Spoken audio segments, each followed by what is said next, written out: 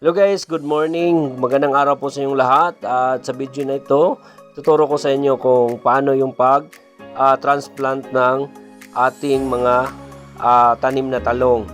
So ito yung ipakita ko sa inyo mga kaibigan na mayroon po tayong nilagay na abono, pampataba, synthetic na fertilizer.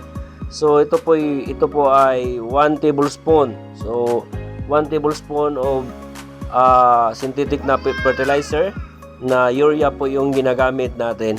So urea, tapos mga kaibigan, pagkatapos natin na nilagyan ng urea, so mayroon tayong ilalagay na tae ng kambing. So yung tae ng kambing yung ginagamit natin na organic na fertilizer. Ano yun sa Tagalog? Dumi ng kambing pala.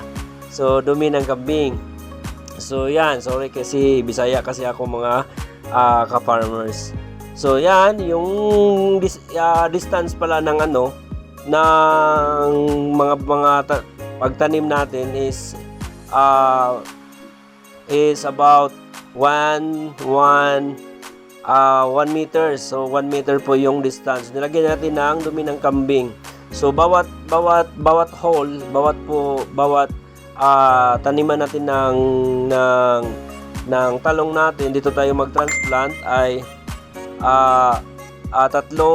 tatlong ganyan po yung nilagay natin para sigurado pagdating ng gamot doon sigurado mataba yung mga tanim natin. So tapos nilagyan natin ng lupa para hindi direct na mag-connect yung gamot doon sa mga fertilizer nilagay natin. So yan, tapos nilagyan natin ng taniman na natin mga kaibigan. Tapos nakita nyo naman, so yung mga proseso.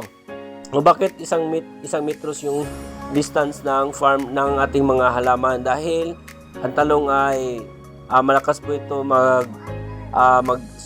magsanga yung mga puno niya para hindi mag-abot yung mga bunga nila. So mas dumadami yung bunga at saka mas makontrol natin yung mga peste ng mga tanim natin, yung mga insect ng mga tanim natin. So, ito yung preparation natin mga kaibigan. At yung tanim natin, balak natin na magtanim po tayo ng 10,000 na puno ng talong. 10,000 po yung talong natin dahil nag-apply po tayo sa City Agriculture. Sila po lahat ng mag-supply ng kailanganin sa ating farm.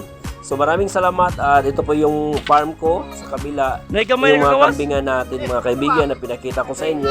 At sana in this video ma-inspire po kayo na mag-alaga ng kambing at maging isang farmers. Dahil alam nyo mga kaibigan, bilang isang farmers tayo po ay hero dahil pinapakain natin yung mga kababayan nating mga Pilipino. Maraming salamat mga kaibigan. Shalom.